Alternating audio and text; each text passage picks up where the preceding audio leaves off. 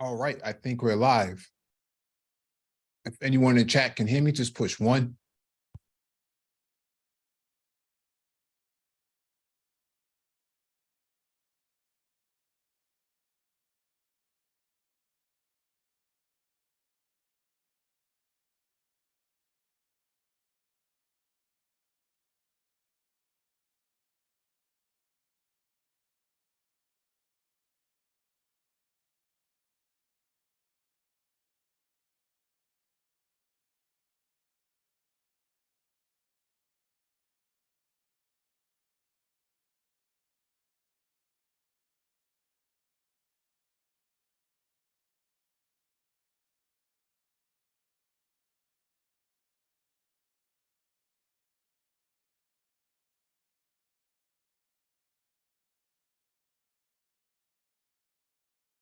I don't think that anyone can hear me. If anyone in the chat room can hear me, just push 1.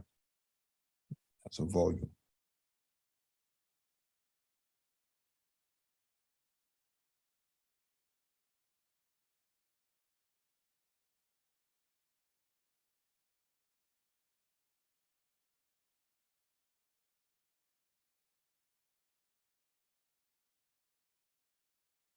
All right, cool. I got a confirmation. Thank you for the confirmation. Welcome back to the Black Brain Trust. This is episode 776, Space and Technology. Please hit the like button as you come in, share the video if possible, and hit that notification bell so you get all the updates from the Black Brain Trust.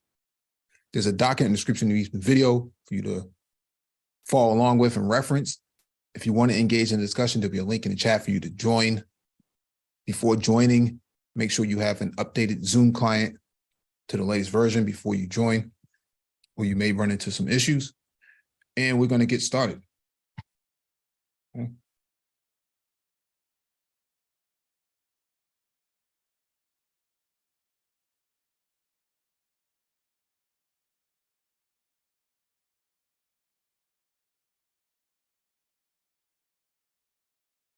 Let me know when you can see my my screen.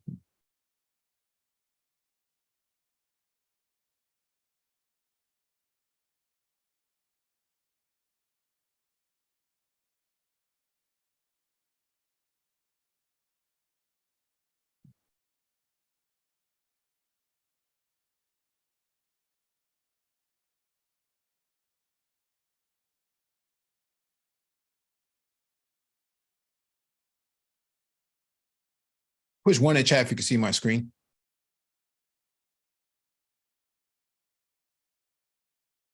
Oh, okay, cool. Cool. All right, let's get started, man. Let's get straight into it.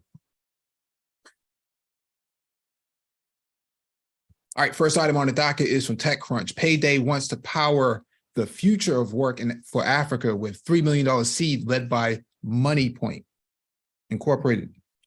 Let's dig into this and let's see what they talk about. Payday, a neobank issuing global accounts to Africans, has raised $3 million to fuel its future of work initiative through borderless payments alternatives in major currencies. The seed round was led by MoneyPoint Incorporated, formerly Team App Incorporated, the U.S.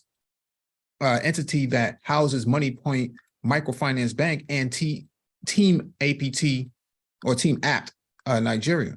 Techstars, Angels Touch, HoaQ, DFS Labs, Stella Africa Fund, Ingressive Capital Fund, and angel investors such as MFS Africa Chief Dari Odokoju and Nori-based CEO Tola Onolami also participated.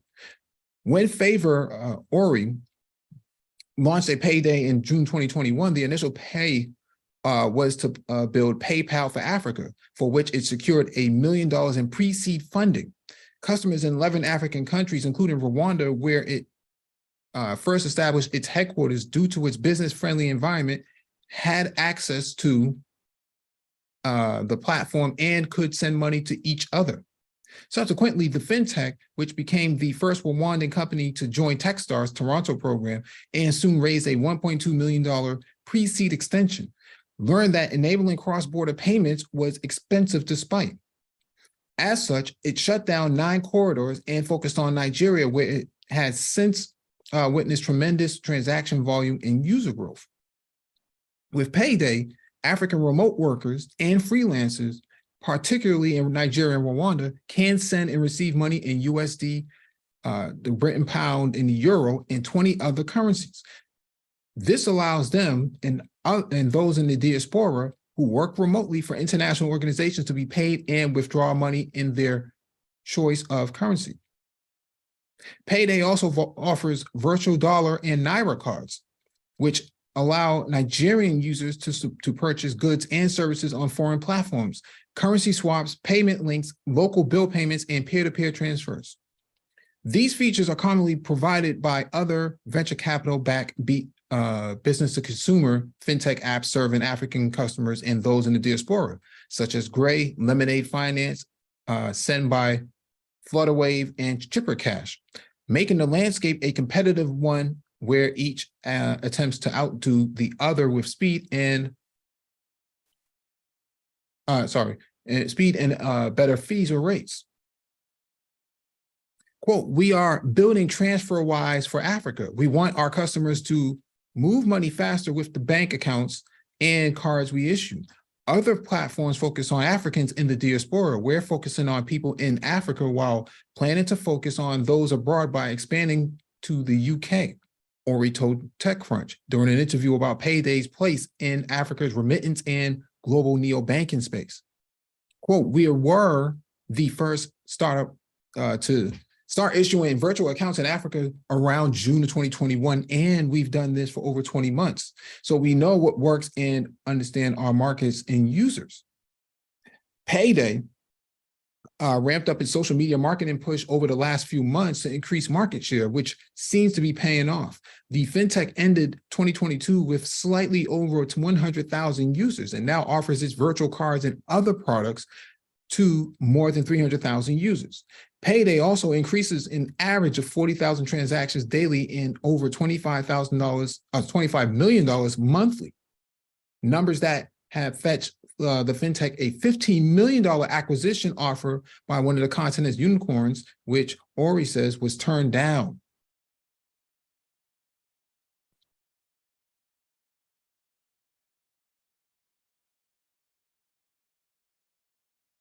The fintech's burn rate has tripled as a result of extensive marketing. However, Ori claims that the company has remained profitable since August 2022, and its monthly revenues have quadrupled owing to its increasing user base. Similarly, the 2-year-old startup became a payment partner for SpaceX's Starlink, enabling users in Nigeria and Rwanda to purchase Starlink routers. Wow. Wow, wow, wow, wow, wow.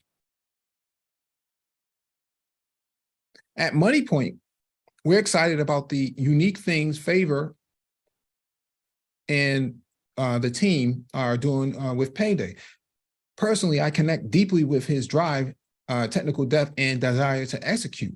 This is something that isn't very common, and the urge to encourage that fire inspired us to want to be a part of this, MoneyPoint CEO Tosin said. There's also the alignment in our goal to provide financial happiness by addressing key international payment pain points with merchants and individuals. We see a potential to leverage their infrastructure to further deepen our suite of financial services for merchants, as well as we're looking forward to all that's to come. This is probably, this is big time. In case you guys are not really paying attention to this, this is really big time. And let me explain to you why it's big time, okay? The reason why this is big time is that there's a key point that they're talking about. And what they're talking about is they did not focus on the diaspora, but they focus on the continent, people on the continent. Why this is important. You have 600 out of the 1.2 billion people on the continent, you have at least 650 million people who are unbanked and underbanked. Okay, this is a huge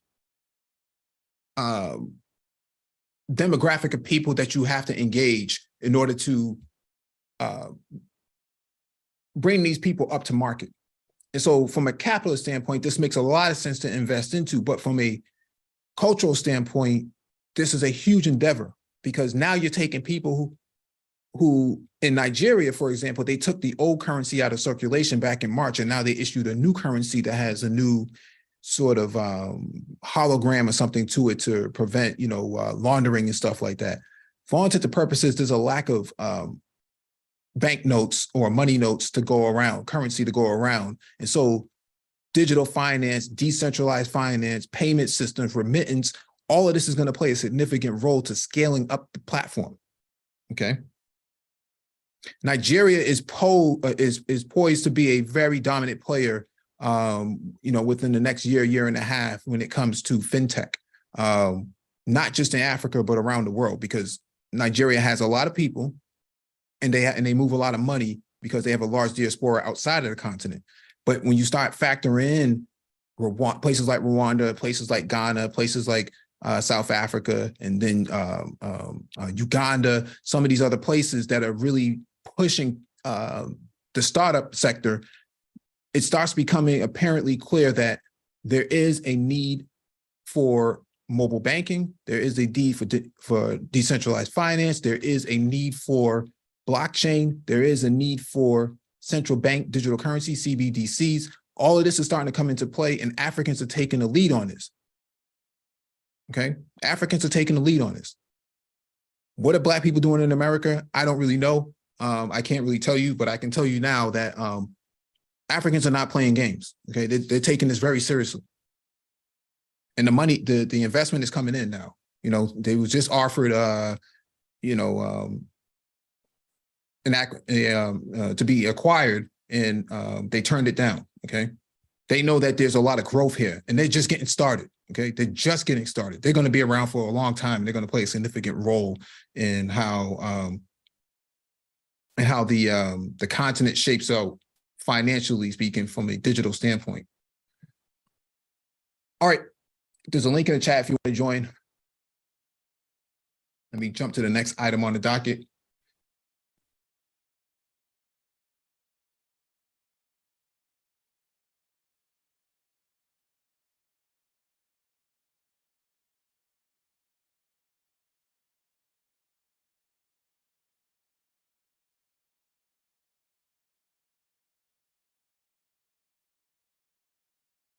All right, let me fire up this next one.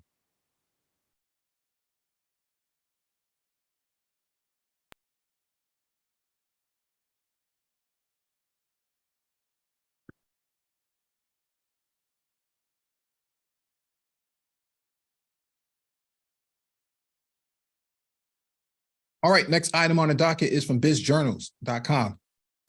Kwame Anku, founder of Black Star Fund, looks to bring capital and connections to Black startup founders. Another Black man doing the damn thing. Access to capital is always a struggle for entrepreneurs, but African-American founders, it is a greater struggle still, says Kwame Anku, CEO and founder of Black Star Fund, a Sacramento-based venture capital firm. Less than 1% of venture capital investments go to companies with African-American founders. With his existing $12 million fund and a new larger fund he is raising now, Anku wants to get startup and expansion money to Black entrepreneurs. Black Star's investor agreement does not say the fund is required to invest in Black entrepreneurs and founders, but the strategy is to take advantage of what African-American founders bring to the marketplace, Anku told Business Journal. Quote, let's get the people we've been ignoring for 50 years involved, he said. By supporting Black founders to become successful, it will lead to having more Black founders to be mentors to and investors in, yet still more Black founders in the future, Anku said. Quote, we are creating systemic inclusiveness in venture capital to the people who have been overlooked in the past, he said. Anku said the So Uncle said that the elements of success can be duplicated, as was shown with Motown Records' long string of hit songs in the 1960s. Similarly, Black entrepreneurs can support each other with the benefits of what?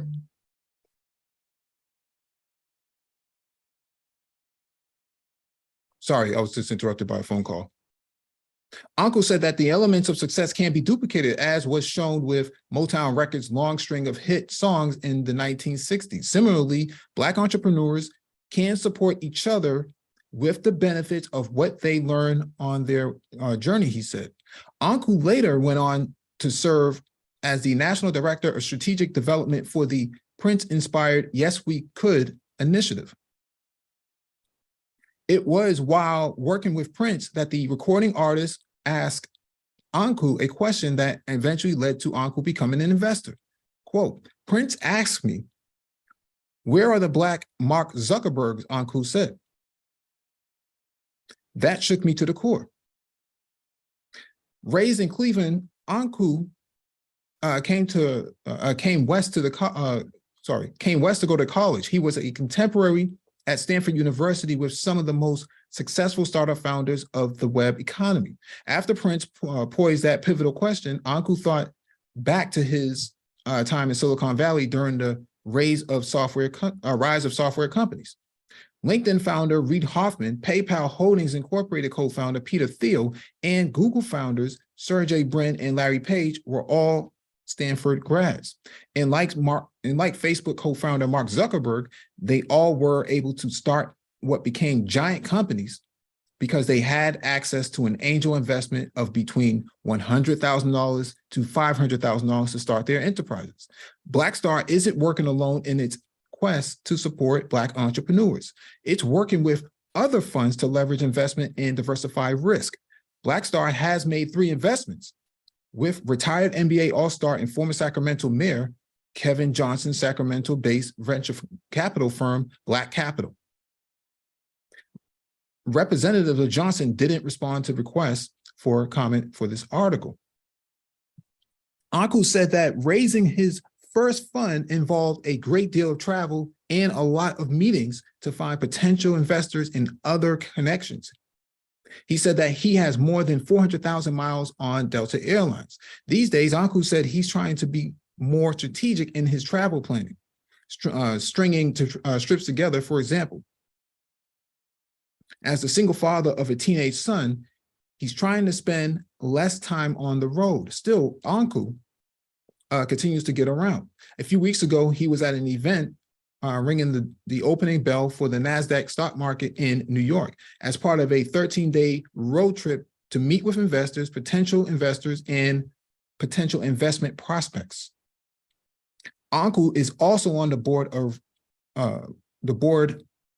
this is spelled wrong, on the board of Regents of North Central University in Minneapolis, and on the board of the new Community Transformation Fund in Grand Rapids, Michigan. Locally, he's on the Presidential Advisory Board for the Carlson Center for Innovation and Entrepreneurship at California State University, Sacramento. It is important to take the time to meet with people, to take the time to break bread together and to shake their hands and talk with them, Anku said. Anku has been CEO of Blackstar Fund since 2018. He raised $12 million for Blackstar's first fund and invested in 20 companies. Those include Granite Bay-based Reviver MX Incorporated, where Blackstar was the first local investor. Reviver MX is pioneering the development of street legal digital license plates for cars, trucks, and fleets that automatically renew registration with state departments of motor vehicles. Neville Boston, the co-founder of Reviver MX, met Anku at an event for the Sacramento Kings capitalized startup pitch competition in 2019. Blackstar put 2 rounds of funding into Reviver MX, Boston said. Quote, he's just been amazing as an investor and an advisor and a brilliant strategist, Boston said. None of the companies in Anku's first fund have had an exit, either a buyout or an initial public offering, but at least 5 of the companies are on a strong upward trajectory. Anku said, adding that he anticipates exits in the next 18 months to 2 years.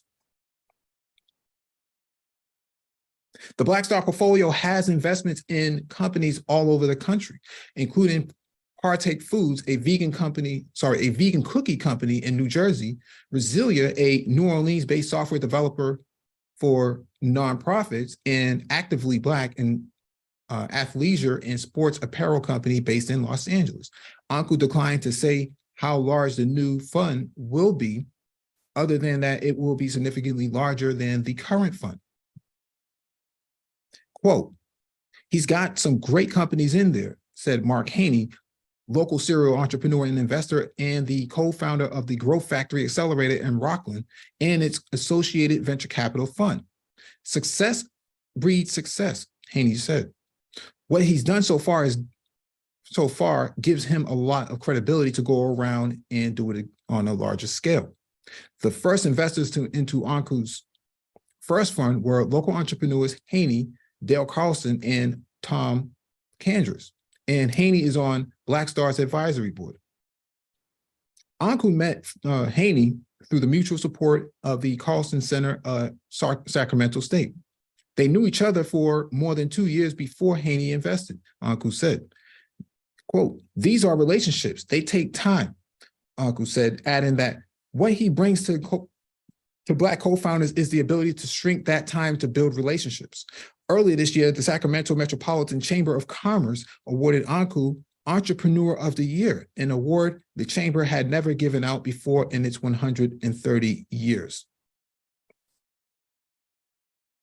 So what it sounds like to me, this is a very positive position to be in for Kwame Anku. You know, a lot of people in this space will say that, you know, who's investing into Black men and, you know, who's looking out for Black men's best interests. Well, here's a Black man looking out for Black men's best interests and more importantly, looking out for Black people's best interests as a whole, okay?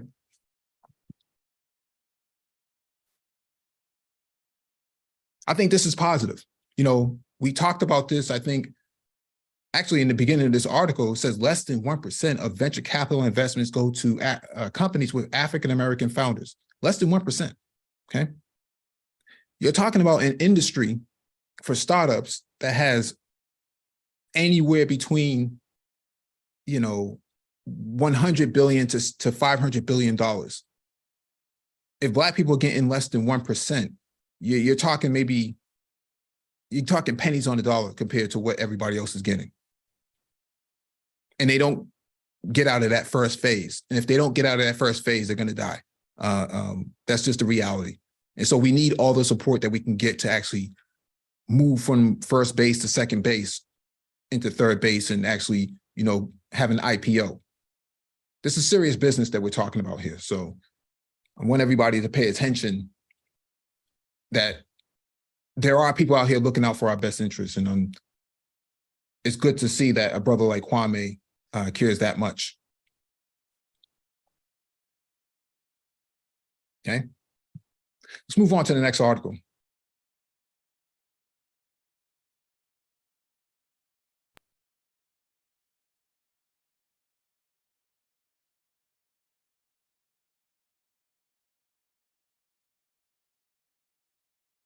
All right, this is from freep.com.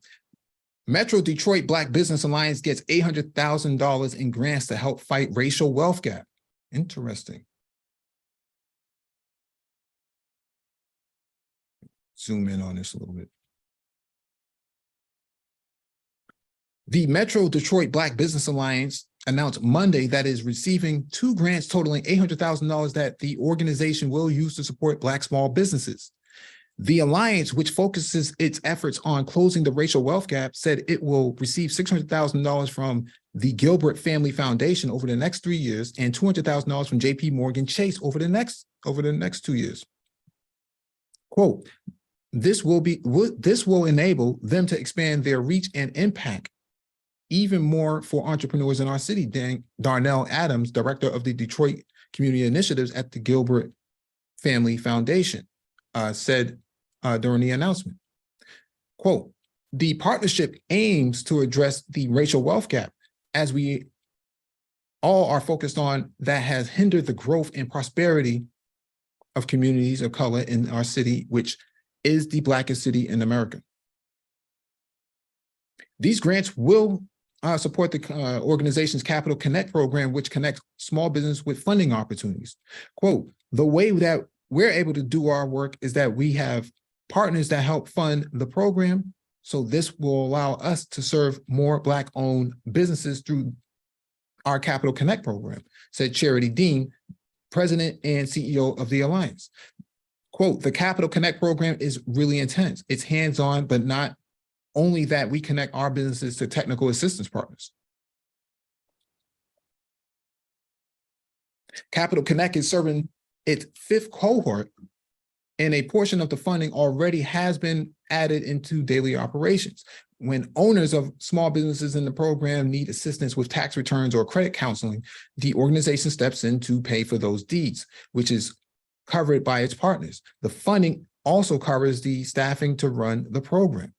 The announcement was made at an event Monday to celebrate the Alliance's 2-year anniversary of working to close the racial wealth gap.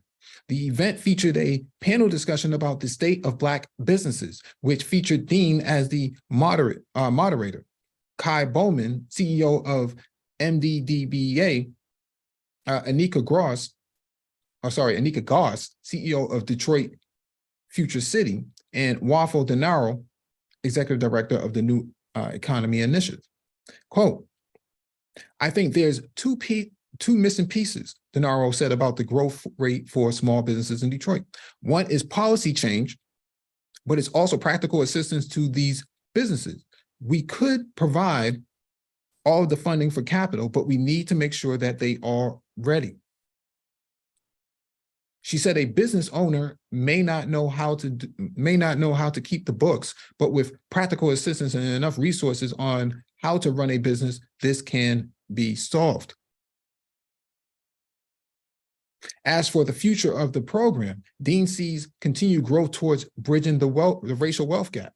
Quote, I want every organization, every entity, every person to look at what is happening in our region and understand that their organization or corporation, are critical components of closing the racial wealth gap, Dean said.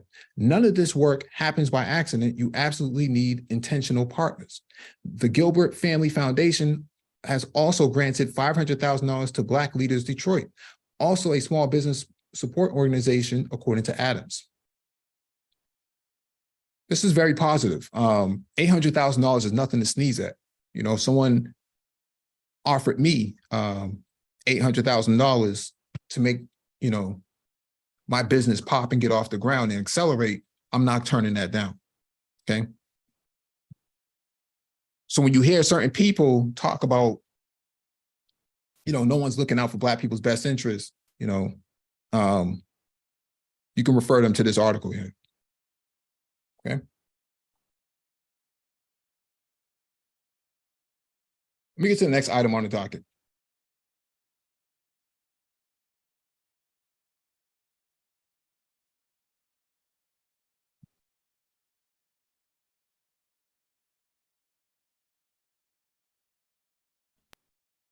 All right, this is from The Verge.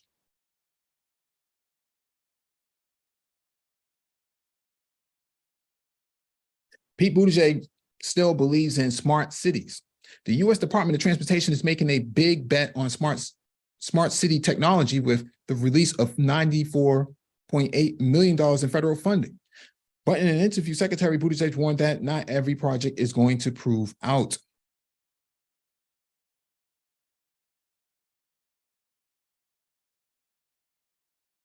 Remember smart cities? A few years ago, a bunch of companies, Microsoft, Google, Samsung, and others, sorry, let me make some adjustments here.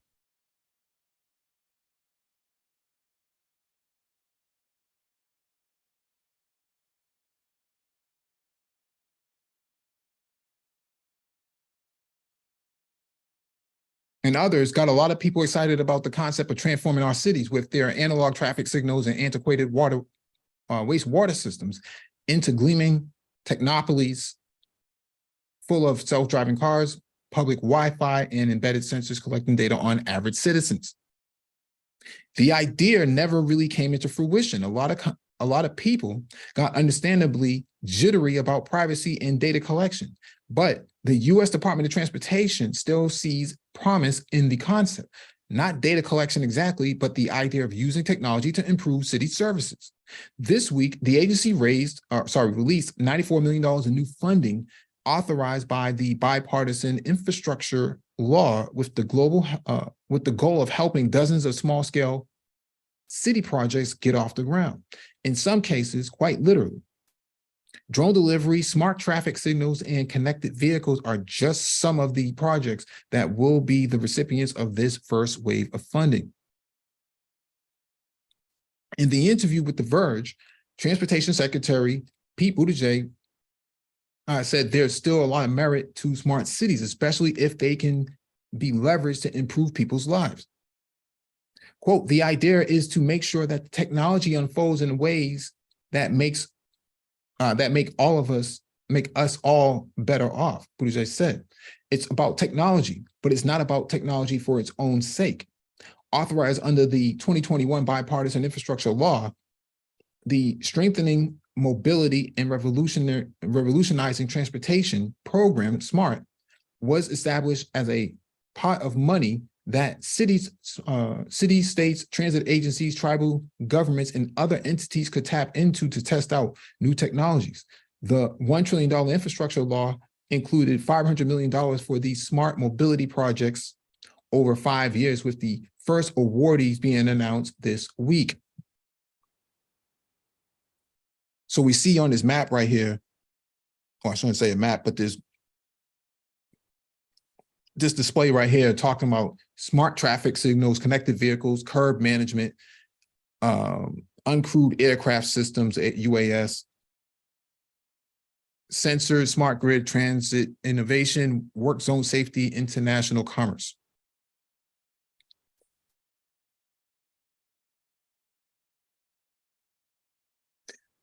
Winning projects include $2 million to Detroit to use sensors and artificial intelligence software to predict and prevent traffic crashes in the city. $1.7 million to Arizona to digitize roadways for vehicle to everything technology, and $2 million to Los Angeles for a Code the Curb project that would use sensors to create a digital inventory of physical curb lane assets to improve the flow of traffic. Public transportation would also be a big beneficiary of the SMART grant program, with several transit agencies receiving funding to improve things like ticketing, routing, and trip planning.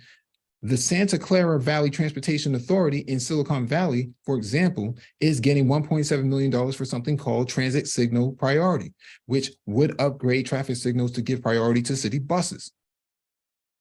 Quote, little things like that can make all the difference in terms of whether somebody decides that using the bus is the right answer for them, Buttigieg said. Drones are another technology getting a big financial boost by the department. 7 projects involve the use of uncrewed aircraft systems to test out the feasibility of services like drone delivery of medical supplies, for example. Several companies, include Google spinoff Wing and others, are currently experimenting with drone delivery in a handful of communities, which has raised concerns about airspace management and malfunctioning aerial devices running into overhead electrical cables. Buttigieg said drones are a classic example of technology that could do a lot of good, especially when it comes to things like surveying infrastructure projects or delivering necessary supplies to remote regions where it's typically too expensive to get to. But drones can also be very problematic, he acknowledged. To imagine how to manage these drones flying over our homes and cluttering up in airspace that's already hard enough to manage when it comes to conventional air travel. US DOT will be vigilant about addressing problems that arise from these projects. Oh, let me complex in. Tellingly, the maximum award to any project is just $2 million. That's just enough money to fund a few drones for a test project or embed a handful of sensors or redesign a few curbs for better traffic management. The goal of the grant program is to provide enough funding for cities to experiment and test out new technologies. US DOT wanted to create a pipeline of funding, and if any of the awardees can prove their projects are generating positive results, they'll likely get more money to help capitalize on those successes. But if they end up creating more problems than they solve, US DOT will pull the plug. The hesitation to pour a lot of money into smart cities is understandable. Past efforts to transform cities with data, sensors, and autonomous vehicles haven't really panned out. Google spinoff Sidewalk Labs pulled out of Toronto after residents objected to the company's high-tech sensor-laden vision for the city's waterfront. Columbus, Ohio won $50 million through federal government Smart City Challenge in 2016, but many of the changes the city originally proposed remain unfulfilled. Buttigieg said that skepticism of smart cities is warranted, but that technology can improve people's lives if deployed, pardon the pun, smartly. Quote, I think smart city technologies matter more than ever, he said, but I do think there's been a lesson over the last decade about trying to fit everything into a grand unified system. He recalled from the time as the mayor of South Bend, Indiana, when an unnamed, very large technology firm proposed to install a digital dashboard that integrated everything and promised to create almost a SimCity digital twin of our entire municipal operation. At the end of his tenure as mayor, Buttigieg said the dashboard failed to live up to its grand promise. But South Bend got an improved way to manage its wastewater system as well as a 311 system for non-emergency municipal services. The lesson was learned. Quote, we're not funding a city or a state to digitize or technologize their entire world, he said. And there's some humility in that. Not every project funded under the SMART grant program is going to prove out and be that headline win, he added. But that's okay. That's part of the process. What's going on, Complex? What's your take on this? Hey, Mark, what's up, man? You hear me okay? Yep. All right, yeah, I had to get some other headphones here. So sorry, man, I'm a little late. I agree with that last sentiment, dude. Part of like the permitting process that we had to agree to here would be that we learn from like the past sort of waste practices of micromobility companies, right? Like what they call e-scooter litter, e-bike litter. Just like excess vehicles just laying around and stuff getting thrown in the street, getting thrown in the water. So for example, like when people throw like these types of vehicles in water or stuff like that, right? Like the batteries literally toxicate the water. Okay. See, so these are things you want to try to avoid. See, so how do you best utilize this type of stuff? And see, some people have business concepts, ideas, right? And how do you know the feasibility and the efficacy of it if you don't deploy it in some sort of pilot, right? Mm-hmm. So on the one hand, there's practical use case, and then on the other hand, as like say like a city official, city manager, right? That's typically who you're going to be dealing with. You're going to be dealing with when it comes to like trying to deploy these types of projects, like from a company standpoint, the people in the city that you're going to be dealing with typically is going to be the city managers themselves, the people who sign off on things, and then it's going to be the public works department, right? So they're the ones who manage public facilities, roads, like everything runs through public works, right? You see, so they're the ones that grant permits for all this type of stuff. And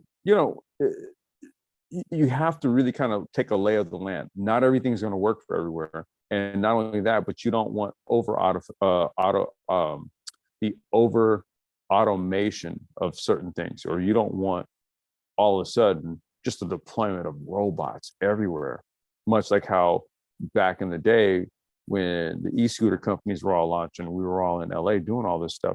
you just had thousands upon thousands of scooters in the streets. And it wasn't just from one company, it was multiple companies. So you fast forward now, what, you gotta have thousands of robots or just roaming around doing whatever, or, you know what I'm saying?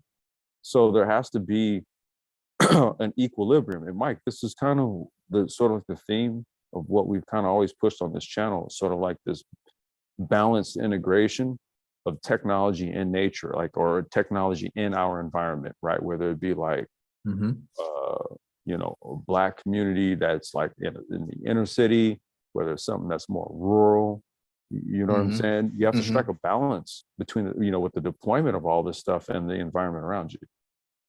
Yeah, definitely. What you're talking about is governance. There needs to be some governance on how you how you wrap your hands around and how you wrap policy around all of these emerging technologies that are happening. And when you take a step back and look at this from a cultural perspective, a Black perspective, okay, so what role do Black people play in smart city development? What role do Black people play in microtransportation? What role do Black people play in emerging technologies? Nobody's really talking about this at the table. No, they're not. And the thing is that we play a role at all, when you really think about it, at all those levels that you mentioned. What we don't have is we don't have any cohesion. That's the problem. We don't have any cohesion, right? I would also, you know, listen, I don't know if I'm that guy to do this type of stuff, but I would also, you know, maybe suggest that I think a good thing is that people that have spent some time in the micromobility sector, which is transportation, okay, start to run for positions of office, because they have more of an intricate knowledge of how this stuff works. Dude, like I said, man, you know, my dealings with the city, dude, like I knew more than they did. I had to kind of, you know, educate them. Yeah. And they actually did not know that I knew about other companies that worked here. They didn't know. And I was like, you know, I had, you know, Razor on the call with us and stuff. We're all like, well, look, this sector is not as big as you think it is. So we kind of all know who's doing what. Yeah. Right. So we have to be able to utilize that intel. Yeah. All right. Next item on the docket is from Ultimate Motorcycling. BMW introduces iFace anti-theft technology. iFace, is that well, maybe we're going to answer that. Is that an Apple? Tired of monkeying around? Oh, let me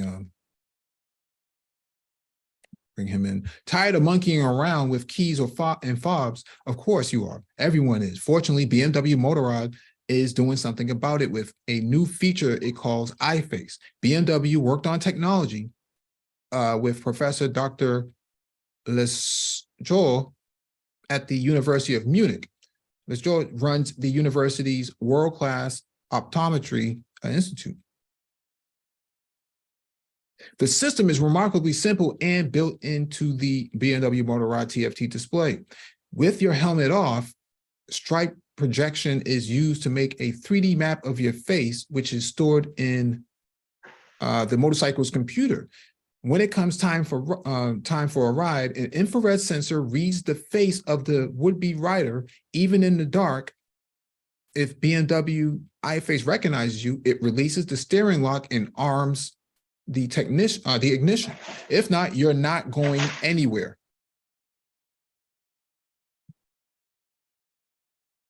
The system is remarkably simple and built into a BMW Motorrad TFT display with, oh, sorry. If you're not sure, you'll always have the same face when you get off your BMW. iFace can scan and store your iris and cornea. Oh God. This allows iFace to ensure you are you, even with the helmet on. Don't worry if you have a face shield or a mirrored face shield, glasses, or contact lenses. The scanner has a polarization filter that sees right through that.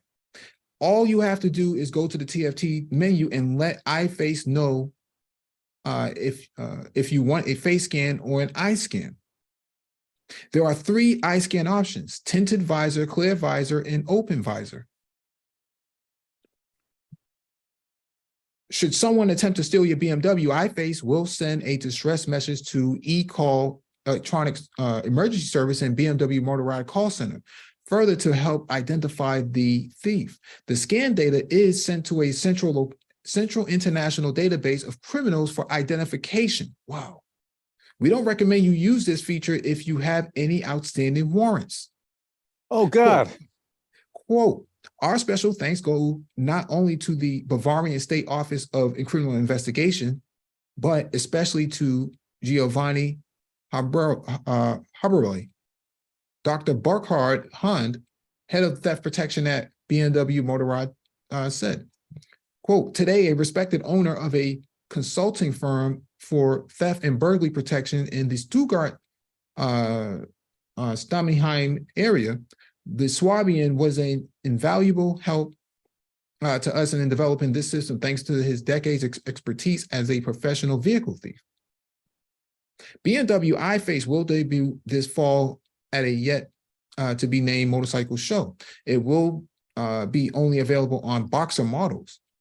So if someone tries to steal your S1000RR or K1600 JTL, there's not much that can be done about it. This is really dude, something though.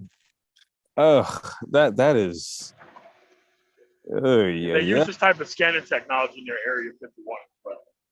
Wait, say that again, MOT? I said they've been using this type of scanning technology in their Area 51 as well.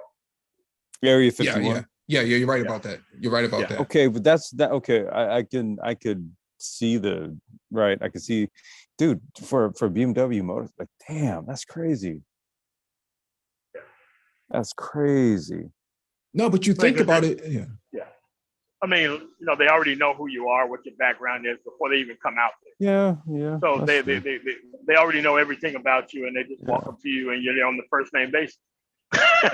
See, I guess my only issue with this type of stuff, dude, is like, let's just say if like biometric details are like, let's say BMW gets hacked, right, for biometric details, could those details then be utilized to duplicate someone's identity, right? No, it's stored in the bike's computer.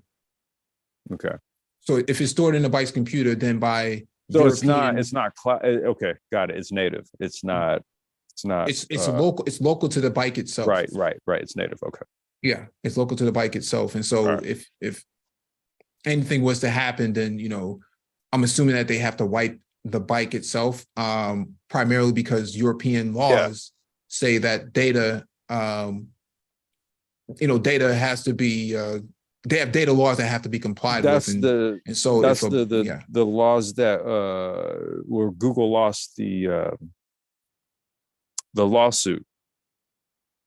Yeah, Facebook lost it too because Facebook lost it too. Right. Because they were mishandling people's sensitive information that that they should have had a request from the person about their PII, their personally identified information, which would be the scan image of your cornea and your other your facial recognition, right? Yeah. So what's happening here is it sounds to me like, one, this is encrypted based on all of the discussion that it's in an encrypted part of the system because the keys are encrypted too, right? So Mike, that makes total sense. There was a story. I want to say we spoke about this on a live stream maybe about 4 or 5 months ago, but basically somebody had one of the Volkswagen, ID4s, the electric cars. Okay. And there was a problem with the motor. So they took it back to the dealership where they bought it from, right? And so they were like, we just swap out the motor. Like, so for example, like if I had a scooter and something happened, whatever, I could just swap the motor out, plug it into the controller, boom, it's on its way, right? Yep. Not so much with the Volkswagen. So it's serialized, bingo. Yeah, serialized. So if that serial number doesn't match to the hard code OBD2 or computer, it doesn't work. Yeah, it's like it's no different than a Windows license, right? You can't take a Windows license from MOT's computer and then apply it to my computer because that's already been coded in there from Dell to HP and whatever else have you. The only answer to fix the vehicle was to literally send the motor back to Germany, and they had to rewind it and then send it back. Yep. Mm-hmm. All right, next item on the docket is from businessjournals.com.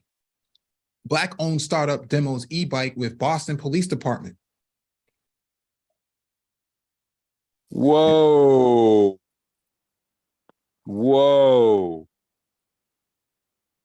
Yeah. Before co-founding and leading 1854 Cycling Co., Brando Randolph was a poverty advocate and nonprofit leader in Texas. He had also been a commodities broker and graduate from Wharton School at the University of Pennsylvania.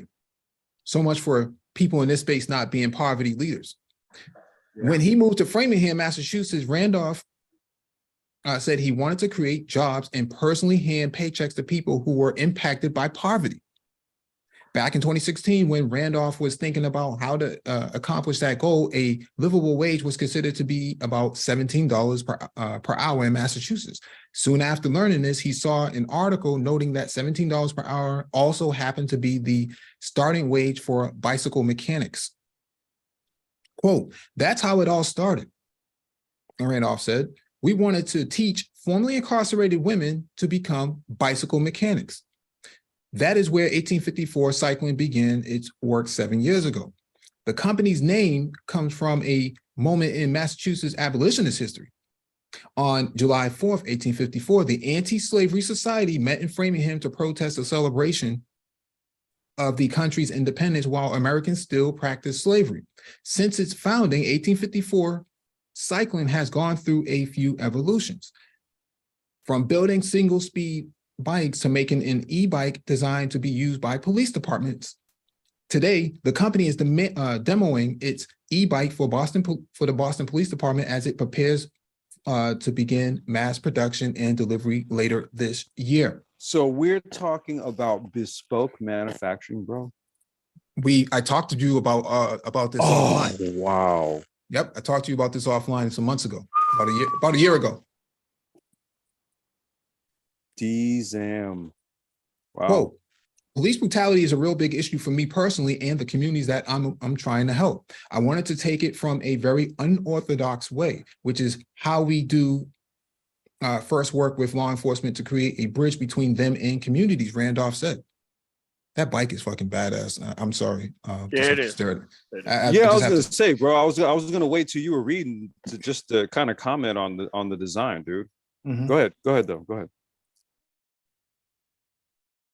Before focusing on serving law enforcement, Randolph's team was mainly building single-speed bikes out of the space in Framingham. Randolph said they moved out of that space in 2021 during the pandemic because it wasn't well ventilated or suitable for working in these conditions. Randolph said they also found that the margins on building and selling single-speed bikes wouldn't allow for them to scale like they wanted to. The company had begun to think about building more technologically advanced e-bikes in 2018 when they took part in Mass Challenge. Mass Challenge is our version of Techstars. Okay. The program paired them with Draper, a Cambridge engineering innovation company. Randolph said they built an e-bike model and took it to a trade show in 2019. When the pandemic hit and global supply chains were essentially shut down, 1854 Cycling began focusing on building an e-bike that was designed and engineered 100% by their team and with parts sourced domestically. The bikes are now put together in a space in Cambridge.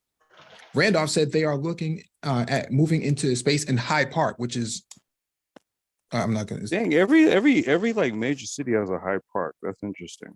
That's not too far away from me, so I could walk there. We're focused on making sure that we can support the next 10 years, because for us, it's not really about the location as much as staying, because we really want to help people break the cycle of poverty, Randolph said. 1854 Cycling is entirely bootstrapped. Randolph said he didn't realize when he started the company that Black founders face such barriers accessing venture funding in the Bay State. In 2022, Black founders raised just 0.56% of the venture capital that went into Massachusetts companies. Randolph said he felt like potential investors didn't have faith in him and his team to get the company this far.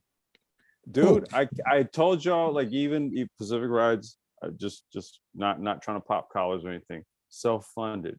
Listen, if you we're at the what they call we're Mike ahead of the opportunity curve, right? So we're not quite where mass adoption, right, has taken hold. We're literally starting to get there. Mike, I don't know if you're gonna if this is part of the docket, but the Dell was it Dell or Acer? Yeah. The PC company that now has an e-bike. Yeah. Okay. That now that this is where we start to see, oh, okay, there's about now we're getting on the precipice of mass adoption, right? See, so you want to make sure you're positioned in the right place at the right time. And right now is the right time. This is proof of it. Quote, the beautiful thing is that we can remain a majority Black owned company and we can finance ourselves based on contracts from municipalities, Randolph said. Ooh.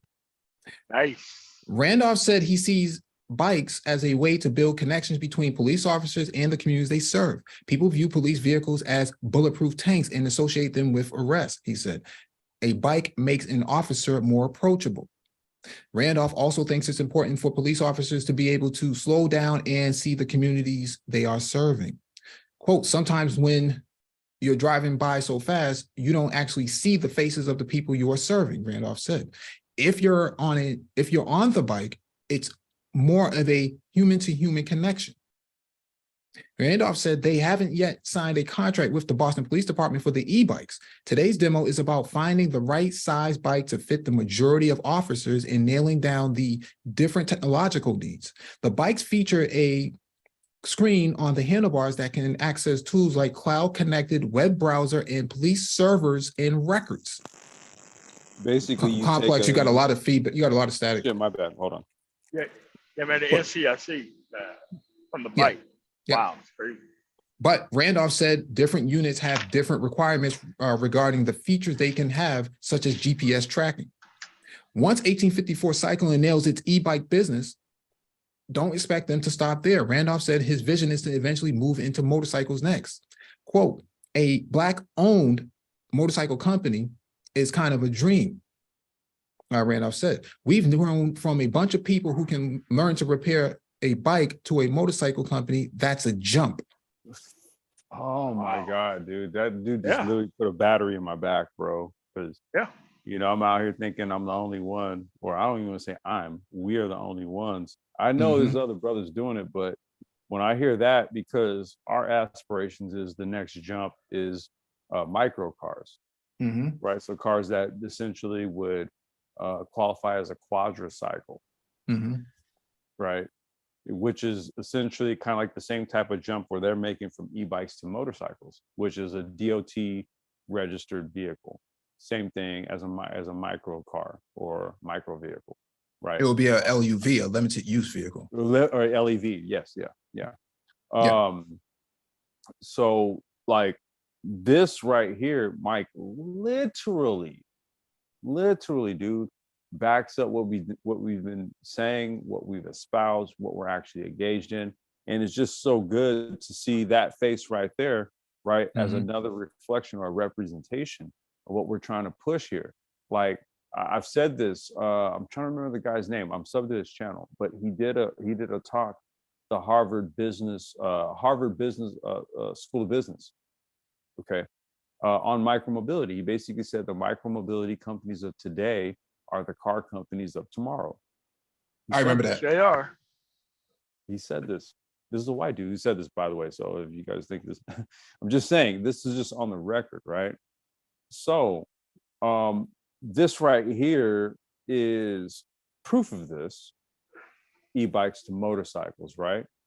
We're trying to get our operations up to the point where we can then start to develop quadricycles, micro cars, LSEVs, low speed electric vehicles, stuff like that, right? Because once you have the software in place, then the vehicles become plug and play.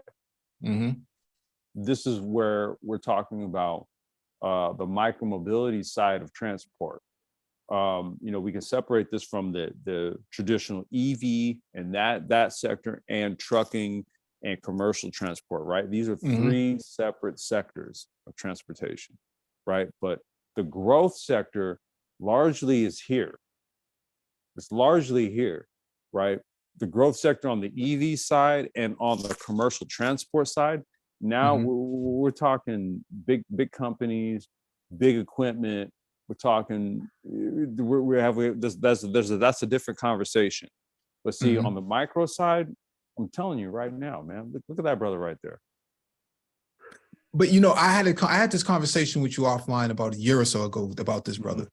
Yeah. And this is the first time I've seen this article.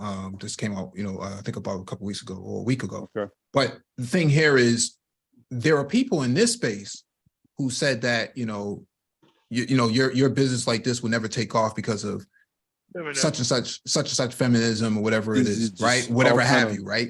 All kind of weird reasons, right? And so you see this guy, and you listen to how he thinks. He's not that much different than the brain trust. He's not off from what we're doing here. And we were talking about this in 2017. He was launching his demo in 2019.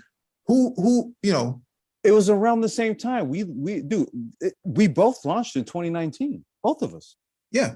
No, but I'm saying the mindset is there, right? Yeah. And so because like he said, Black founders get in Massachusetts, we get 0.56%. Like literally less than 1%. Yeah. Of the actual contracts. No, not the contracts, but the venture capital funding of $200 billion. Yeah. Right. So Black founders don't get that. We covered that earlier in the stream about Black founders not getting support at the angel investment and seed funding level, right, with Kwafi Akul, right? He talked about that in Sacramento, that Black founders are not getting. It's why he raised $12 million for his fund to start funding Black startups like this one here. Right. So all of this comes around full circle, that what we were talking about 2016, 2017 with business, wealth, and power, and before the brain trust and then the brain trust, and we just having these sort of deep dive conversations, said, oh, you guys are just talking. No, we're brainstorming, right? Yes. We're brainstorming that there's something going on, and we're trying to synthesize this data and this information so that it makes sense to people in this space. Well, Mike, I'm going to say this. I think this is where we're vindicated. Right? Not only just the micromobility aspect of technology, right? Because again, this is basically like the underpinnings of the transport industry. Like, people have to fundamentally understand where micromobility now falls into transport. Okay, because now we're talking about small people movers. Right? And you're talking about IoT, right? Because the bike he's building has a built-in IoT, yes, right? It has a built-in computer that's going to tap into the NCIS system, like Man of Tomorrow was just saying. And you're talking about a full rolling computer vehicle, 2 wheels, designed for law enforcement.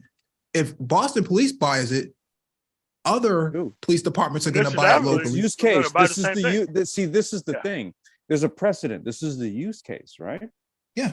Just like how we talked about other verticals. We talked about the virtual restaurant, Mike, delivery and all that. That's a separate use case in the same venue as this, in the same industry, micromobility. So that's why I'm like, we're vindicated.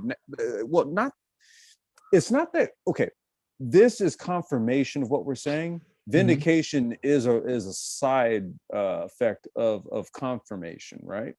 But this is just to illustrate and show what we've been talking about. Bro, he's making bespoke vehicles for the police department. And locally sourced, domestically sourced and components. It's all domestic production. That's right? Correct. This is groundbreaking. Not to knock anybody else who's pulling from the Asian supply chain, but that's what they're doing. From the Asian supply chain, let's keep it a buck. Yeah, you have, but there's other, quote unquote, other people who get more press, right? Bird gets $2 billion valuation at the same time that this guy is like, oh no, dude, they totally blow me out of the water when it comes to pulling from the Asian supply chain. No, what I'm saying here is they get all the credit on NASDAQ. Oh, $2 billion valuation, IPO, et cetera, right? This guy doesn't get that. And he's doing all this locally, right? And so in this space, amongst Black men and Black people, and more particularly Black men, they think that we're talking hogwash, right? That what we're talking about is bunk. Oh, actually, gosh. This guy came from Wharton School. wait, there's somebody else in I'm trying. It's Hot Sauce, I think his name is. He went to Wharton. I don't, maybe might have been on campus, but I mean, just mentioning like the fact that that's not even something that's like, you know what I mean? There's some proximity there, so you know what I mean? Yeah, but the thing here is overall is that very impressed by this brother, by the way. Yeah, blown away, completely blown away. I would say he's man of the month, Black man of the month right now for April, for what he's doing. We'll have to do a community post to this cat. What's his name again? Randolph. Okay. Yeah, Randolph. I pulled his link up off the docket, man. We'll throw something up. Maybe we can reach out to him, man. Have him come on and explain. Yeah, I'll probably take a trip over there later this week if the weather is good. Go drive over there. Go see what they're doing. But is that a 3D printed frame, by the way? Yeah. Yeah. Wow. But see, this is we're in the right space. Let me just move on. We're in the right space. Go ahead. Belabor the point because go ahead. There's a lot of people who want to pretend that Chat GPT is the solution to all of this, and there would be we gotta wait on the algorithm to catch up and trickle down to the Black boys that we're trying to save. Unbelievable, man. Let me see.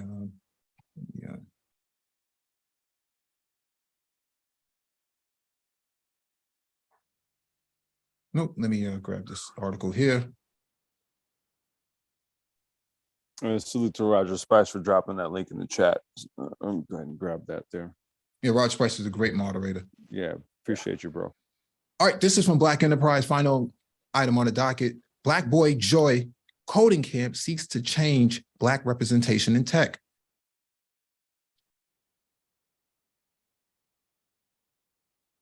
A nonprofit organization in Houston, speaking of Houston, is hosting a free 5-day coding boot camp for Black boys, powered by Microsoft. The program hopes to increase Black representation in the tech field.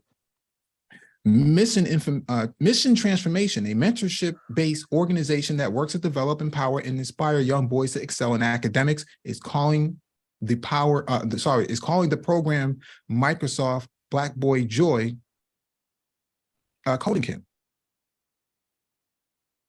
Sincere Williams, 13, said it's cool to talk about coding and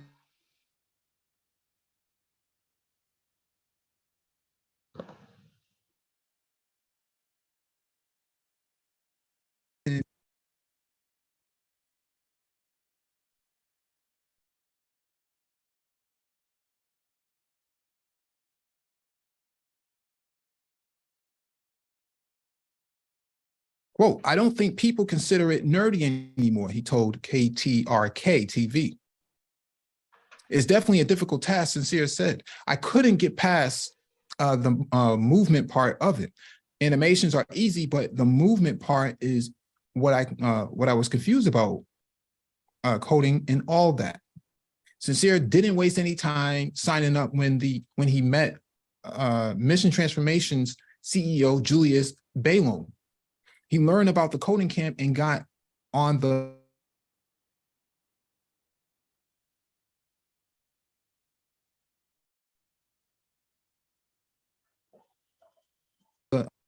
I was like, shoot, this is good timing, he said. I honestly wasn't doing anything else with my summer.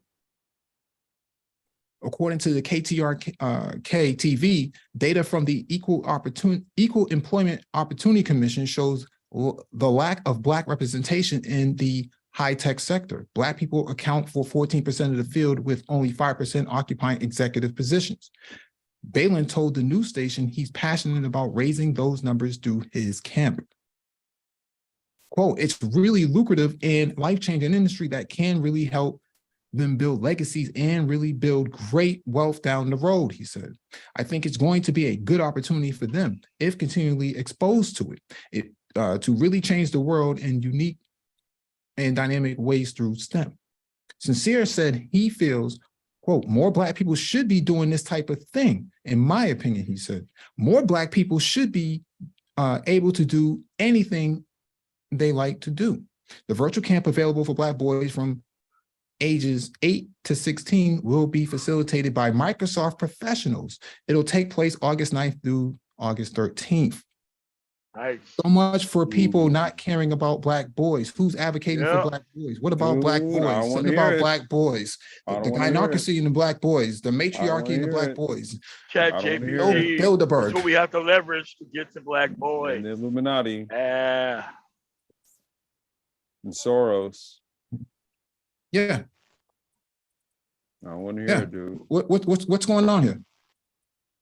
What's going on here? Where's all the people who were running around on those other panels talking about, what about Black boys and Black boys this and Black boys that and something Black boys, Black boys, Black boys, Black boys. She's a tool. She's a tool. Chat JPT's a tool. Nah, man. Where all these people at now? Nonsense.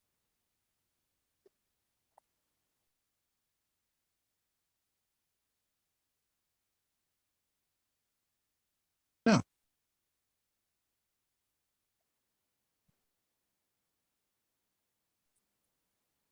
No, I don't want to hear that nonsense.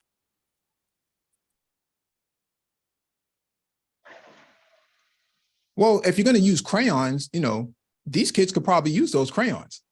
Bro, they're you beyond really don't crayons, man. They're beyond what color it, crayon dog. do you want me to do? Come on, dude. Look, these kids, look, you already see what these man. cats is doing, dude. They're beyond crayons. Why are we talking crayons? Yeah, the Crayola spear.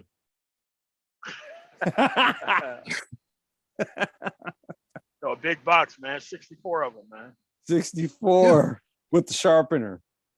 Yeah. Yeah. Yeah, please do not eat. But this is where we at.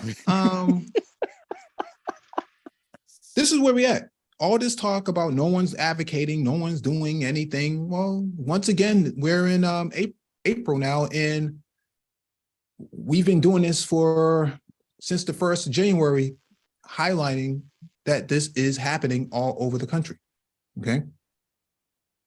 This is happening all over the country. Black men with e-bike startups and ride-share programs and micro-transportation. And we're not the anomaly. We're not crazy.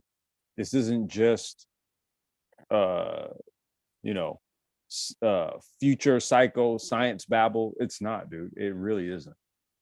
This is all proof right here. Yeah, this is reality. This is reality. So link is in the chat.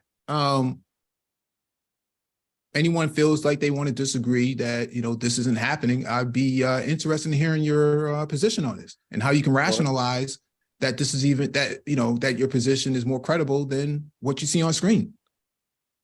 Or if you want to chop it up about it, man, we're cool with that too. But I'm just saying it's open. Because this has literally been one of the primary subject matters that we've been centralized and focused on since day one, right? And the only thing that's happened here is there's been a progression of information that we've kind of gathered here from articles and everything, right? Videos, articles, all that kind of stuff. And then the real-time stuff that we're actually doing with our own hands. And now it's sort of like, well, don't take our word for it. Check out what this brother's got going on. Yeah. Don't take our word for it. Yeah. I mean, what else is left to say other than, we told you so? The evidence is right here. The documents and description being the video. I just heard last night no one's advocating for black boys. And then here we go again. We just pull up another article, another piece of information, another source of information to contradict. Nonsense.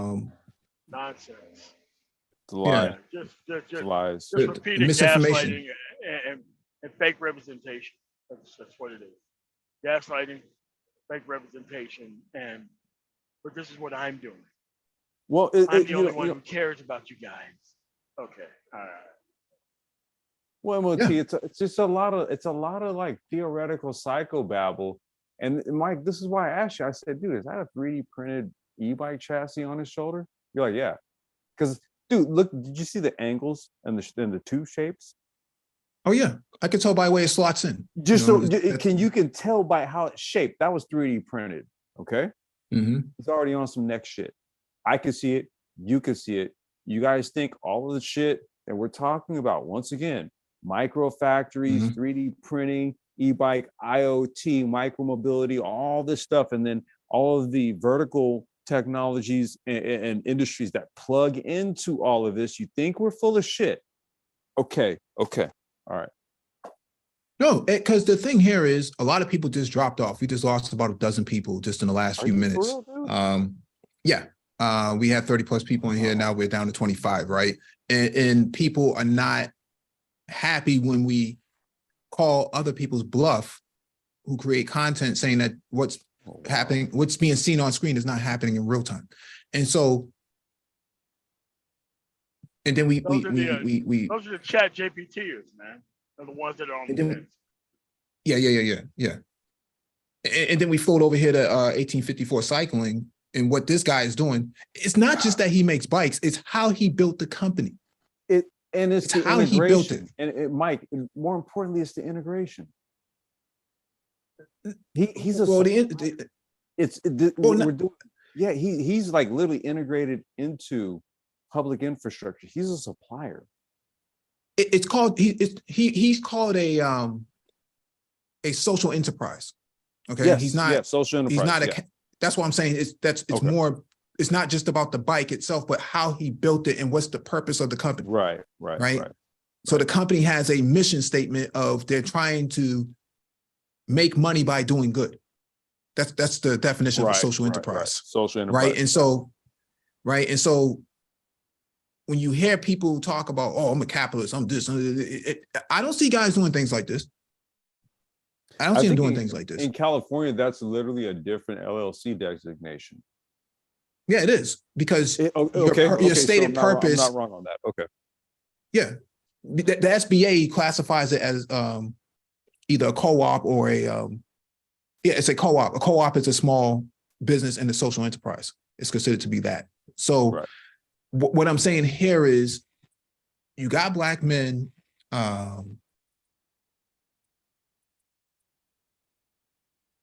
What's going on here? Like this brother here, Kwame Anku, okay?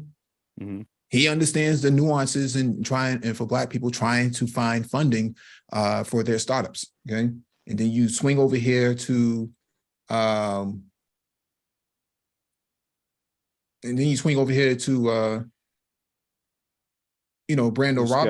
Randolph, and you see what he's doing. And then you swing over here and you see black boys learning how to code. What's all this stuff about, black, no one's looking out for black men and black boys' interests? Wait a second here. What about these folks here? The Commission on the Social Status of Black Men and Boys.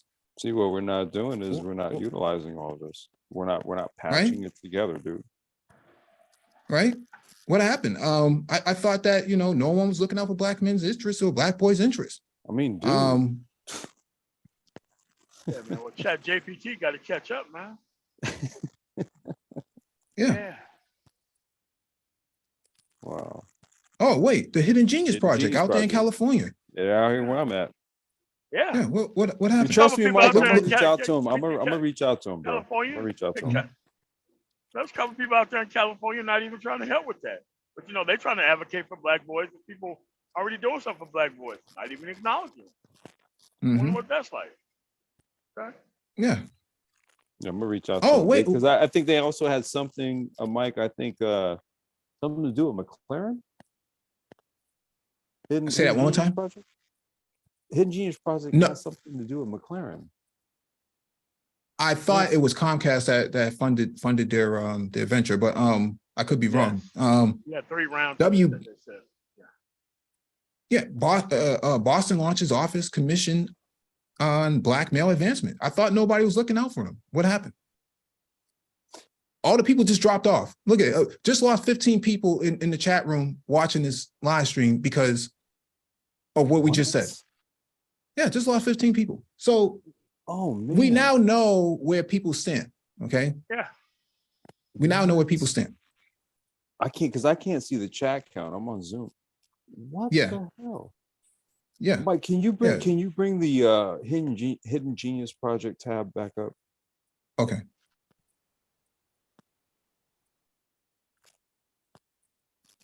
Okay, because I checked this out. Watch. Okay, it's gonna scroll through. We're hiring, right? Oh, and by the way, they're hiring. This right here. Look at that. Can you go back? Can you go back? I wanted to see what this, not this program.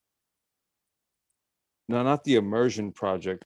It has an X, and there's a connection to not this one. And I can't believe how many people dropped off, dude. Like, what were they expecting us to talk about here? Let them go. Which project? Which project? Okay, wait. Go to the next one. That one. Okay, let's see what this one's about. This is Sponsor X, a smart sheet initiative. Okay, let's check this out, dude. Sometimes leaving a mark means removing one. On Monday, October 17, 2022, Smart Sheet announced to the world that they would replace their Colvade spot on the McLaren Formula One race cars at the United States Grand Prix in Austin, Texas. This is what I wanted to the Hidden Genius about. Project. This is what I wanted to know about. So these guys are even plugged into motorsport. Yeah. Wow. Okay. Yeah. Okay. Yeah, but no one's doing anything for Black boys. Not at all, man. Where's Mayor Keisha Lance Bottoms? Where her bottom? Yeah. Let's get to the bottom of this. Let's get to the bottom of it. No, she was right in front of Biden. No, she ain't do nothing. Yeah. What about these people? This is wow. I can't believe we just lost that many. That'd be all right. They'll live. Okay. Unreal. Links in the chat. Anybody who wants to engage in this discussion or disagree with what we're saying or want to defend geriatric swordsmen, with their lightsabers, please indulge. Right. Or if you have some sort of argument against brothers like, the cat who's doing the e-bike joint for the police department, doing bespoke manufacturing, dude, that's a heavy game to get in. Right. As soon as you read that and you said that to me, I was like, whoa, okay, this dude is doing it. He's doing it. Yeah. Trust me on this. I know he's doing it. All right. Because once he gets BPD to test pilot the bikes, it's almost a guarantee that it's going to go right. It becomes a spec police bike, bro. Contract anywhere. But he also can sell that to the park rangers as well. Okay, this is what I mean. It becomes a spec bike. So what happens here is that for municipal use, it becomes a certified vehicle. Yeah. And the business expands, and there you go. He just gave you the blueprint on how to build. Go ahead, MOT. Go ahead, MOT. I'm sorry, Mike. This stuff can easily cascade to military and government contracts and state contracts and everything else just based off of this one use case. Yeah. Wow. Yep. Yeah, I don't know why. I Hitler's, don't know why we would have a drop in viewership for this type of information. Just okay. well, I mean, they you know, they got other things to do, you know, like figure out who said what about millionaires and online millionaires and Lambo shopping and stuff like that. That's their focus. So Right. right now, but I'm not bashing to subscribers. I just think that No, it's just that was interesting. Yeah, when we have these discussions, it's not to showboat, like in the end zone, like Deion Sanders or something like that, and do a funny dance in the end zone. Well, we're talking about or- somebody else's successes, right? We're talking about somebody else's achievements. What is it? If anything, we're proud, right? We're proud, but we're also challenging the status quo of the space that this isn't happening. Okay, but Mike, but then I would then challenge that by saying, what is this a net negative? That's some, or is this a positive type of? What are we taking offense to here? No, I don't know how you I don't know how to explain that. Because there's so many people that will sit around. Just throwing the question out here, like what's bad about this? Well, the thing here is, people who wouldn't sit around with me reading an article. Okay, fine. You don't like the sound of my voice. Okay, fine. But Okay. you can sit on a panel or sit in the chat room and listen to 1, 2, 3, 4 hours about an Anglo-Saxon person, who's not even married. Hours. Right. Who's not even married and supposed to be the standard bearer of What's traditional? What's to be a modern woman? I don't get it. I don't get it either, man. That's what I'm trying to figure out. Like, damn, what was said that was offensive to have that drop? And okay, all right. Yeah. Because I distinctively remember perusing the Black Manosphere last night and just listening to some of the content that was out there, and all these guys beating their chests like gorillas, man. As if this person's not in the space and now, and God damn it, that's not true, and all this grandstanding and whatnot, on panels, guys beating their chest, man. Where's the real discussion? I thought the Black Manosphere is about advancing Black men and Black boys and advocating for their interests. Right. How do you advocate for someone's interests when you're talking about Anglo-Saxon women in your mouth all the time? This is what I was asking on the last stream we did, dude. We were critiquing that guy. It's just like, what? I don't understand ChatGPT's correlation to the advancement of Black males and Black boys, but when we go over this type of stuff here, then I can correlate this. We just lost another 15%. So, holy crap! You want to shut it down? No, I'm joking. That's a joke. It's cool because what we're demonstrating is that when it comes to political and social organizing, alphabet letters next to your name mean nothing if there's no practical application behind it. Or just proclaiming yourself to be some sort of master of teachers, even, right? Like, at some point, what we have to do is we have to see pragmatism in action. We have to see practical application. Yeah. That article we just covered was in your face. Can't dispute it. And that's what we need to deal with. Things that you can't dispute, things that can, in real time, can be solidified and says, yes, this is an actual thing. Yes. Don't argue it. Right? Can we as Black men kind of get to that point where that's how we function? I mean, it would help us a lot. Trust me, it would work to our advantage greatly. Mm-hmm. Don't take my word for it. See that article we just covered? Don't take my word for it.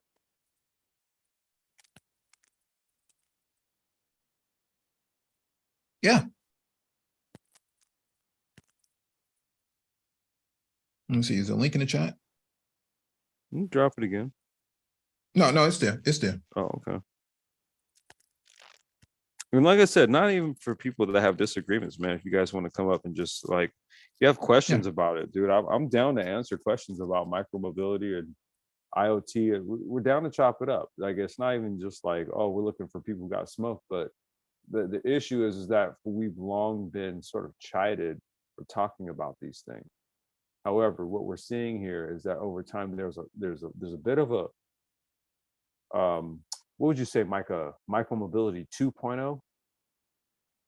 Because In terms of the first wave was like Bird, Lime, right? You know, the traditional. so you're talking about ride sharing, right? Ride sharing would be the actual appropriate term, right? Yeah, now we're looking at sort of like, okay, where is the investment, the business feasibility? What are people looking at? They're kind of looking at sort of more niche at this point. So now 2.0, because that guy's vehicles are IoT powered as well. Yeah. Right, based on what the article said. Well, I see all ride sharing as fourth industrial anyways. Exactly. I don't really I'm saying yeah. the base, the base sort of like the base use case for this was just traditional rideshare, right? Dockless scooters out there, the street, Bird, everybody, yeah, all that crap, right? We're now moving into this other phase of it. Right. And yeah, that's why I'm kind of calling it sort of like the 2.0 phase, where now you saw that brother, he came in with something very niche and very scalable at the same time. And actually the goal is to ultimately bring police and community together at the end of the day, to make it more to try to break the culture of dysfunction between law enforcement and the black community, right? And so he's banging on all cylinders, if there was any cylinders on the e-bike to be had. Banging on all kilowatts. Yeah, yeah, he's banging on all kilowatts here, right? Yeah. Banging on all volts. I think his approach is the right approach to engage in community and government. Well, you know, Mike, you know, the thing, you know, and you have a point, right, that I want to kind of back, right, when you say that, right, because like a lot of the kids in like my neighborhood and stuff, right, so the thing for them is they're riding like the 26-inch single gear race bikes, right, but they're riding them on the street. So those are the bikes that they're all stunting on nowadays and stuff, right? And so the e-bike that I have in my garage, I'm going to take the basket and the bracket off, but it's basically a 26-incher, right, with an electric motor, with a mid-drive the Bafang, right, mid-drive electric motor and all that. So I talked to one of the kids a couple of days ago and stuff, right, and they were like, "Hey, dude, you still got your bike?" I'm like, "Yeah, man, I just got to change the tubes in it. I'll go out and ride with y'all and stuff," right?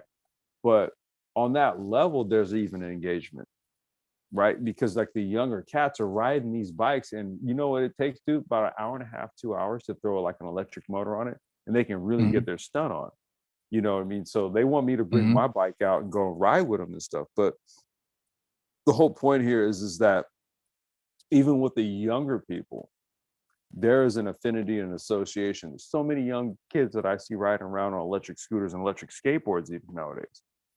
You know what I'm saying? So there's a conscious awareness that ultimately for mobility for people individually, you know, as we move here into the not too distant future, listen, man, electric cars, because of the cost and everything involved, that's going to be out of the proximity for a lot of people, especially younger people who aren't even interested in trying to be saddled with that type of commitment, financially speaking, right? This is where micromobility literally does come in. It has a part to play in the civic side of things. That's why the brothers just like, all right, well, I'm giving this specifically to the police.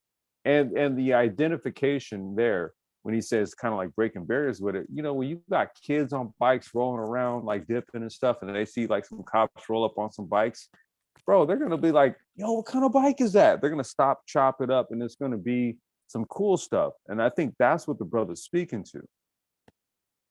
Yeah, well, that's true. I think there's going to be a government issue, GI issued, you know, e-bike and whatnot. Yeah. But then there's going to be a consumer version that they have to address as well. You know, they're in the right position at the right time. Exactly. If I get a chance, I'll go over there and chop it up with them. Maybe get them on a stream or something like that. Yeah, man, that'd be dope, I think, dude. That'd be dope. You know, you combine a guy like this with, you know, with the brother Joshua V from Spark Charge. Spark Charge. Yeah. Yeah, he's from Boston too. And then you combine a guy like Paul Francis, you know, with his West Coast, he's out here. Kidget, Yep. you know, and you also take the other brother from Block Power. Let me make sure I highlight him real fast. Because some people may not know who this guy is or this brother is.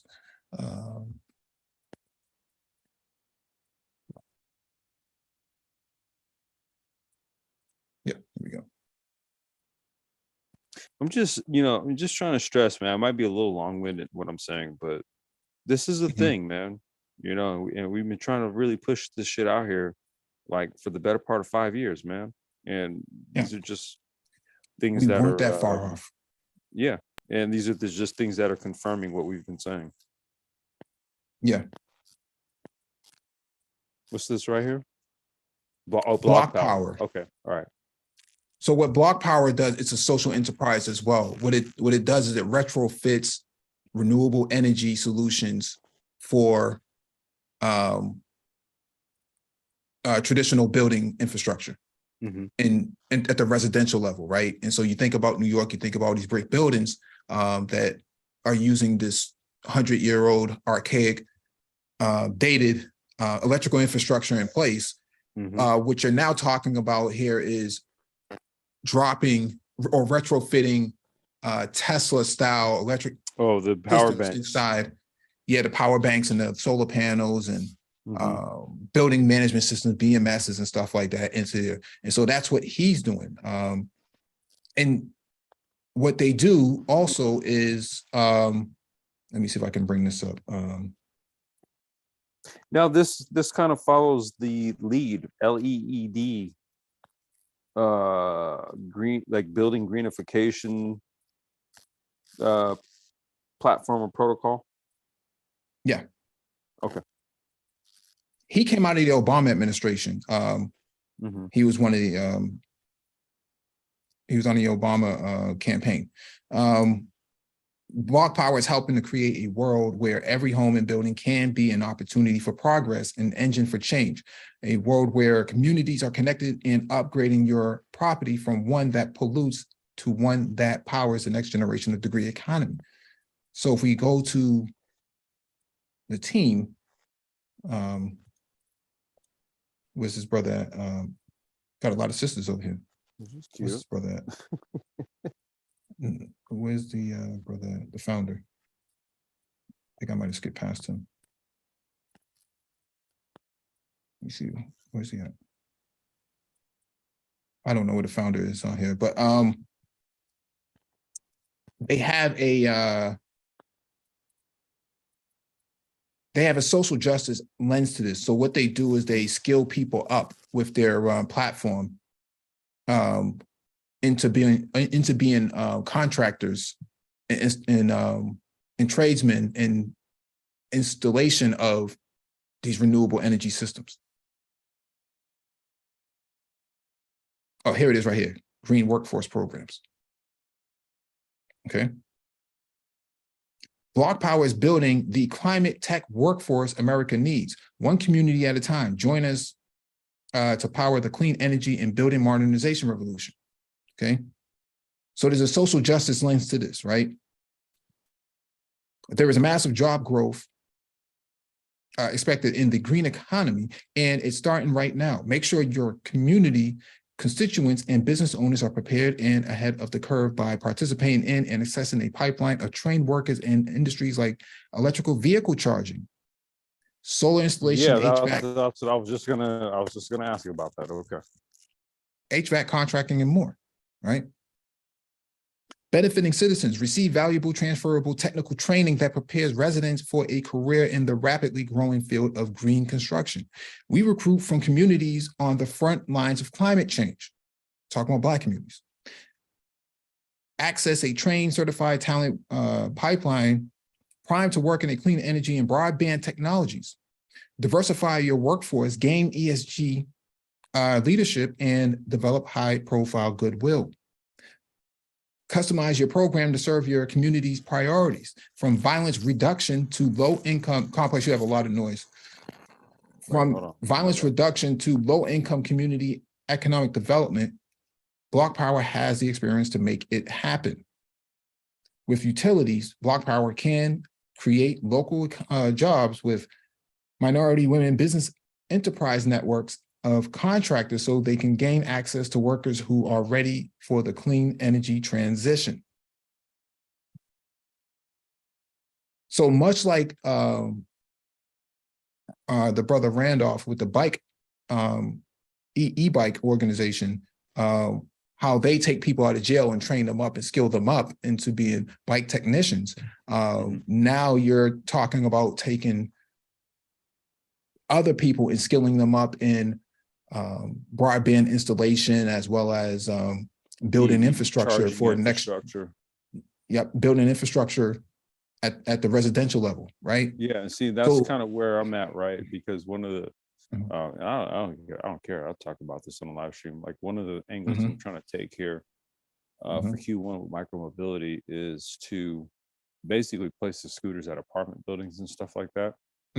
So there may be like charging, like small scale charging stations at various places on apartment lots and stuff like that, where tenants will have access to vehicles, right? They take them from there, go where they need to go, and then bring them right back, plug them right back in, stuff like that. That's why I was curious about if that's what they also do, because that's one of the things I do need to sort of address with what we're trying to do with micromobility is doing more of sort of like a docked / charging infrastructure, because a lot of the cities really just don't particularly care for the dockless, right? Because you won't be able to actually have dockless scooters anymore because of the American Disabilities Act warrants that there, these devices left on the street, these vehicles left on the street obstruct the pathways of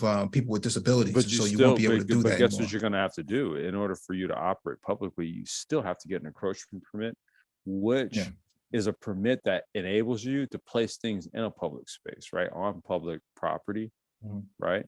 But then there's that which you just said as well.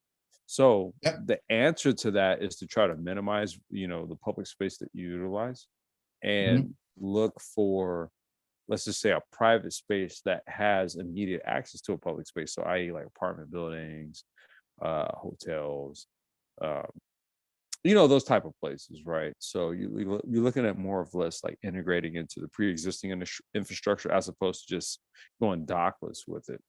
But what you just said was a good reason. And this is the reason why, even for me, what I do is I'll place the scooters on the sidewalk in such a way where there's still a clear path. I'm that mindful when I deploy, right? I'll line them up in a way where the path is still clear on the sidewalk. You know what I'm saying? But no, that's the reason why that actually came up as an issue, because there's a lot of lawsuits right now about that obstruction of public access ways. Yeah, I want to answer this question real quick because Miss KP Bailey or Mrs. KP Bailey asked a question in the chat. I want to make sure I get to it before we leave out.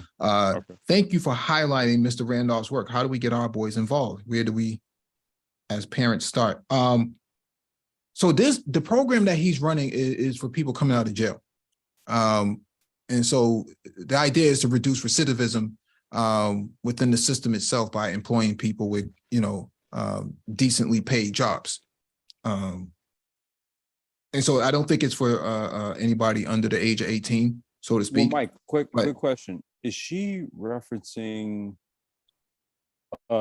Miss KP Bailey? If you are there, could you kind of be a little bit more specific? Because, that could be something, based on what I do the same thing, right? If his program isn't something, maybe I'm just kind of curious as to what is it sort of like a teaching program on the IoT e-bike? I'm just kind of, I'm kind of curious. No, I think she may have thought that, Brother Randolph in this picture right here was actually bringing up, I think there may have been a mix up of information here. No, so what he's doing is not for Black boys. It's actually for people coming out of incarceration. Okay. But their other program, which is the Hidden Genius, which is the Black Boys Joy, is what she may be referring to. So I think there may be some mix up there, right? This program right here is really what. That one. Okay. Yeah. This one. Okay. Yeah, I think Roger Spice already put it in the chat, but that's the program that she may be referring to. That's the code. Yeah. Okay. That's the coding camp. Yes. All right. Yeah. Hey, but I'll tell you right now, if any young brothers want to learn about IoT, micromobility, and all that stuff, just send them our way. I'd be more than happy to educate them. We've done so much stuff already. There's resources that we can point to. We've been doing a lot of content on this as of late.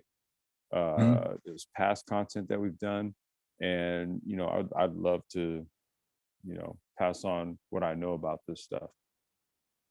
I'd love to, because I think this is stuff that's really within their proximity. I mean, you could get them an e-scooter and a tool set, and they can get the tinkering and building and modding, all that kind of stuff, right? So it's almost like what RC cars was for us back in the late 80s. Yep.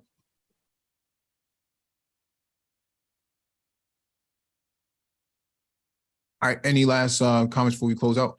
No, man, it's a dope stream, bro. Appreciate you for having this one. All right. Thank you all for joining us, and hit the like button on your way out, and